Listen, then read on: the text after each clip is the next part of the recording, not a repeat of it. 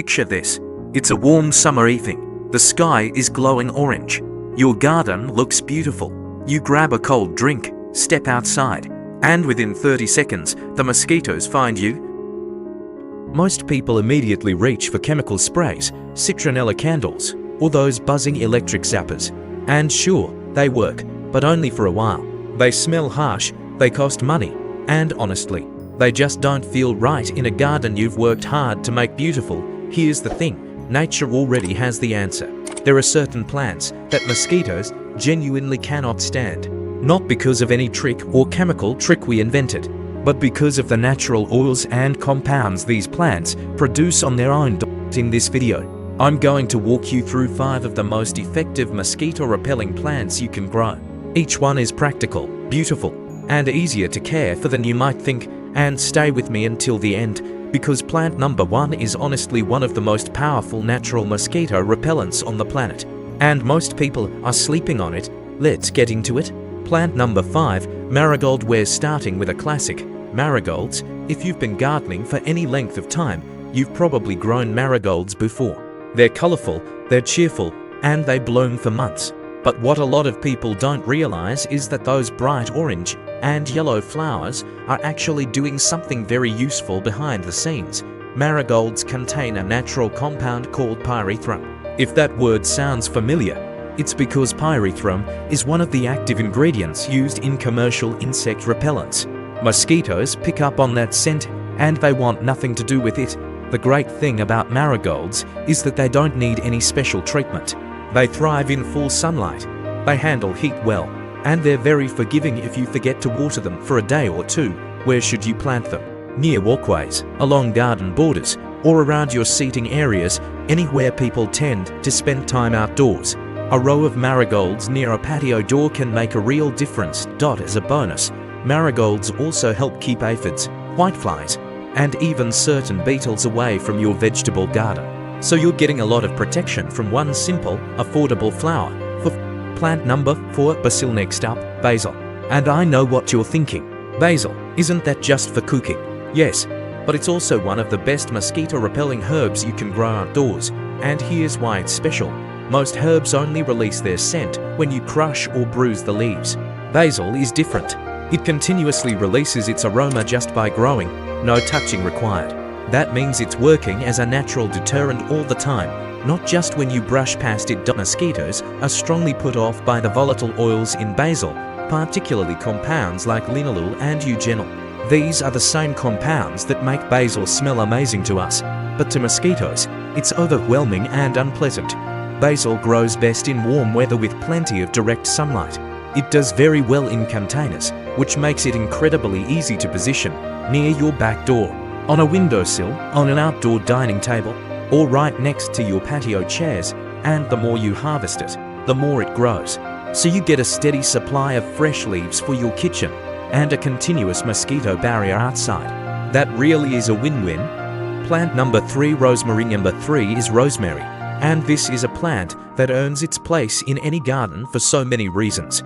Rosemary has a strong, woody, almost piney fragrance that most people find incredibly pleasant. Mosquitoes, on the other hand, find it deeply unappealing. There's something about the intensity of rosemary's essential oils that simply drives insects away. One thing that makes rosemary really stand out as a garden plant is how little it demands from you. Once it's established in the ground, rosemary is highly drought tolerant. It doesn't need constant watering. It doesn't need much fertilizing. It just grows. It can be grown in containers, raised beds, or directly in the garden soil. If you live in a warm climate, rosemary can grow into a beautiful woody shrub that gets bigger every year. For maximum benefit, place rosemary near your outdoor seating areas. On warm days, its fragrance intensifies naturally, which is exactly when you want that protection most. And of course, you'll always have fresh rosemary on hand for roasting vegetables, seasoning meats, and making herbal teas. A plant that earns its spot in the kitchen and the garden at the same time. That's hard to beat. Plant number 2, lavender. We're getting into the top 2 now. And this one might surprise you because it's one of the most loved plants in the world. And yet mosquitoes hate it. Lavender is one of those plants that genuinely looks like it belongs on a magazine cover. The soft purple flower spikes, the silvery green foliage, the way it moves in a breeze. It's stunning, but underneath all that beauty, lavender is producing powerful natural oils, particularly linalool, that mosquitoes and many other insects want to avoid. While we find lavender calming and wonderful, insects experience it as a strong sensory warning to stay away.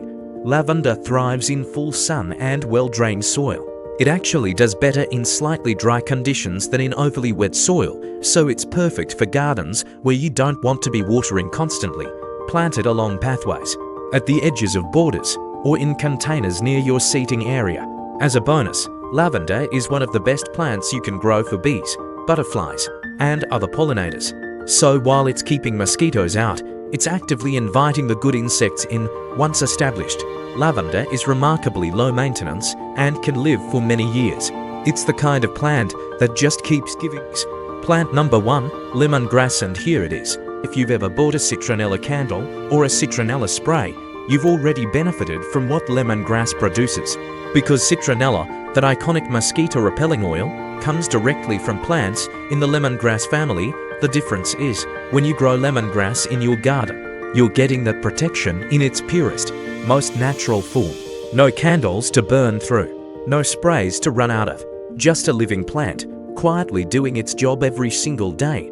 Lemongrass grows into tall, graceful clumps with long arching leaves that give any garden a beautiful tropical feel. It's genuinely one of the most attractive plants on this list. Thrives in warm temperatures and full sunlight. In warmer climates, it can stay in the ground year-round. In cooler regions, it does very well in large containers that you can bring indoors during winter beyond the garden. Lemongrass is widely used in cooking, particularly in Southeast Asian cuisine, and makes a wonderfully refreshing herbal tea. So even after the growing season ends, this plant still has value. If you only add one plant to your garden this year with mosquito control in mind, make it lemongrass. Few plants offer this combination of beauty, practicality, and natural protection, so there you have it, 5 incredible plants that can make your garden a far less welcoming place for mosquitoes. Now, I want to be honest with you. No plant is a magic switch. If you plant one marigold next to a standing puddle of water, the mosquitoes will still find you. But when you combine several of these plants together and pair them with a few simple habits like removing standing water, keeping your garden tidy, and allowing good airflow, the difference is genuinely noticeable. Think of it as building layers of protection. Each plant adds something. Together, they create an environment that mosquitoes simply don't want to be in. Before I go, I'd love to hear from you. Do you already grow any of these plants? Has anything worked particularly well in your garden for keeping mosquitoes away? Drop it in the comments. I read every single one. If this video was helpful, please give it a thumbs up. It genuinely helps this channel reach more people who love gardening just like you do. And if you haven't subscribed yet, now's a great time. We post practical plant guides, garden tips, and growing advice every week. Thanks so much for watching. I'll see you in the next one.